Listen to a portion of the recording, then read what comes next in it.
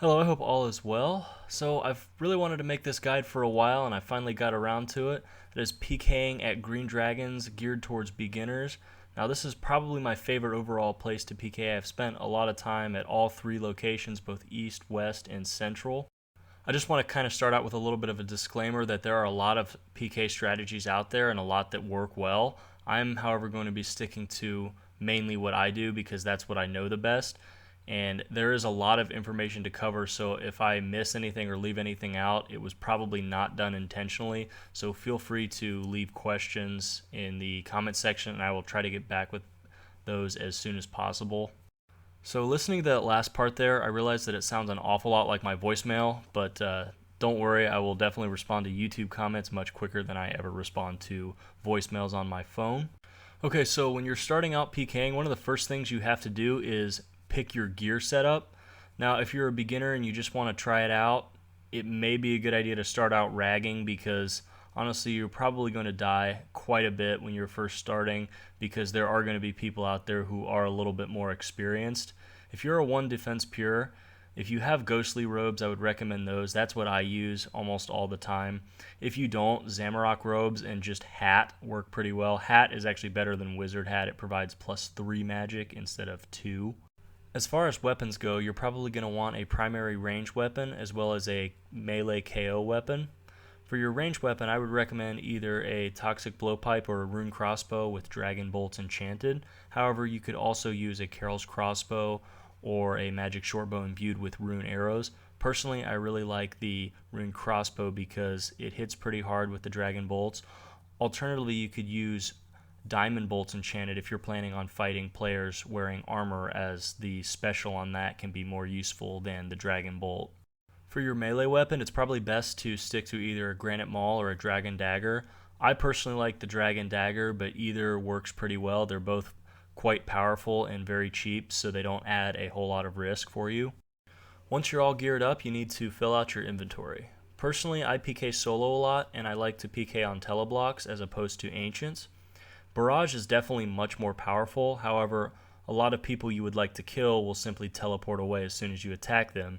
This is not possible once you've teleblocked them. To do this, I like to use a Mud Battle Staff, which replaces the need for Water and Earth runes, and it also gives a +15 magic bonus, making entangles and teleblocks much more accurate. This does come down to personal preference, however. If your plan is to go up into the wilderness and fight other PKers, you probably want to be on Ancients to have Barrage, as it will give you an advantage over another PKer in a one-on-one fight. However, if you're fighting people who are potential free loot, you don't want them teleporting away, and if you barrage them, that's the first thing they're going to do. For getting to the dragons, as I've been talking here, my character has been walking the best routes to each location. For West Green Dragons, you want to take a burning amulet and teleport to the bandit camp, then walk a little bit southwest. For East Green Dragons, you also want to use the burning amulet but teleport to Chaos Temple. Be careful, you'll want to turn Protect from Magic on when you teleport in, as the Chaos Druids might be there, and it's multi-combat, so they could damage you pretty heavily quickly. And then walk northeast and then east. For Central Green Dragons, take the Games Necklace and teleport to Corporeal Beast, and then go out the cave and run west. Be careful, you may want to protect from melee on, as there are Ents and Unicorns that could deal damage to you. Inventory setup. So this is the inventory that I use most often. I have runes for Teleblock and Entangle. My Mud Battle Staff is replacing the Earth and Water runes. I've got a Super Combat, Sarah Brew, Super Restore, Prayer Potion, Stamina Potion, and a Ranging Potion, as well as a Chaps and Cape switch. And I take a looting bag, a DDS, and the rest is full of food. Once you get to the Green Dragons, there's 2 different categories of players that you're going to run into, and each of those categories will break down a little bit more. But basically they are other PKers and dragon killers. Now, you might run into someone doing a clue or just exploring, but mostly it's going to be dragon killers or PKers. So first, I've got PKers here. Those will break down into 2 categories. PKers that you are capable of killing, and PKers that are better than you. When you're first starting out, you might have a little bit of trouble with other PKers, as most of them are going to have more experience with you, and you'll probably die quite a bit then. Once you gain some experience, though, you'll quickly find yourself somewhere in the middle of the pack, and I'm honestly in the middle of the pack myself. I die quite a bit. That's just something that comes with pure PKing. You just have to learn not to get discouraged because everyone, regardless of their skill level, is going to die at some point. And as long as you're having fun with it, that's what really counts. Unlike Bounty Hunter or PvP worlds, it's really common for players to overhead while PKing at Green Dragons, especially pures. So because of that, it's really crucial that you do have at least 2 combat styles and that you're able to switch back and forth between them. Sometimes I do even take a Dragon Sim with me, just in case I run out of DDS specs or just kind of as another change up from ranged. You can give yourself a real advantage in a fight if you're able to get hits against the opposite protection prayer. So when your opponent's praying range, if you can get a hit with a DDS, that gives you a huge advantage. Also, when your opponent does go to switch prayers, those are clicks that they're not able to be using on retaliating or eating or drinking potions. So if you're able to keep them on their toes and prevent them from getting comfortable, that really works to your advantage. Okay, so I had to show at least one clip of me dying. This guy completely outplayed me here. And it just really goes to show you that no matter what your skill level is, you're going to find people who are better than you, and you're going to find people who are worse than you.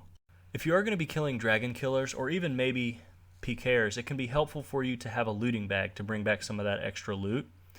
Getting a looting bag is easy. Killing anything in the wilderness has a 1 in 30 chance of dropping it, but this is my personal favorite way to get it. Just run up north of Edgeville to level 15 wilderness and kill these level 1 rats that respawn really quickly. I actually got this idea from Yellow Pixel. He's got some cool videos, and the one on the looting bag really helped me out and saved a lot of time. So now on to the other category of players that you're going to run into at Green Dragons, and those are Green Dragon killers. I'll further break that category down into 4 different groups, and those would be Ironmen, bots, free loot, and players not worth your time. So the ones not worth your time would basically be those players that are difficult to kill relative to their reward, maybe somebody that's just in black dragonhide armor. It's going to be difficult to teleblock and entangle, and they're not risking anything. I don't bother with those types of players. I also leave Ironmen alone. Now you can make the argument, of course, that they're in the wilderness, so they're fair game. Sure, I agree with that. But personally, I just don't attack Ironmen. I do like to attack what I call free loot, and that would be a player like this. It's usually somebody with rune armor or better, somebody that's risking maybe 50, 100k or more and is really easy to kill. It's hard to pass someone like this up. I kind of feel bad killing a noob like that, but it's free loot, and that's why I call it that. These are the types of players you really want to target as a new PKer, especially because it'll help you make a little bit of money. It's fun to get loots like this, and it's not fun to go up against PKers that are a ton stronger than you and just keep dying. So these guys, as well as bots, are good early targets, and bots are actually really good for helping you practice your PKing skills when you're first starting out. They're not very good at trying to escape, but you just kind of have to pretend they're trying and stay south of them and keep up your entangles and go in for the KOs when you get them down to half health, even though they're eating lobsters and sometimes they don't even eat. It's still good practice. Killing bots can actually be pretty profitable. I want to say I was making 600 or 650k per hour killing bots with a looting bag, and really all you need is teleblock, because that's pretty much their only escape plan, and once they're teleblocked they get pretty confused and most of them will just let you kill them. They don't even try to escape. But it is pretty good money, and East Green Dragons is currently the best place for that. I know it sometimes changes, but most bots kind of congregate at East Dragons. West Dragons would be more for other PKers, West and Central, but definitely East Dragons for bot killing. One thing I wanted to show you also is escaping. Now, wherever you're PKing, you probably want to have some sort of escape plan, because especially if you're soloing, you will run into a team like this. Even if it's not multi, they will all follow in on you, and you won't be able to see who's attacking you. So there's a few things that you can do to try to escape. Running through aggressive monsters and hoping one of them PJs your attacker is always a good option. Here I could have run east to the Dark Wizards, but I decided to keep going south for the Wilderness Wall because there was a pretty large team that I thought maybe they could have kept the Wizards off of the attacker. One thing that's important to do is always to know what the biggest threat is to you and try to pray against that. So when you're running and they're trying to freeze you, you want to be praying magic and have the best magic defense you can, because that will reduce the likelihood of them catching the freeze, and it'll reduce the amount of time you're frozen for. Then I would go ahead and switch to range, but watch out because chances are somebody's going to try to come in for the KO with a DDS or a G-Maul, so you need to be able to switch to melee in a hurry. Another good option, and people won't see this coming, and this can actually help you escape sometimes, is if you fight back a little bit with your spec weapon.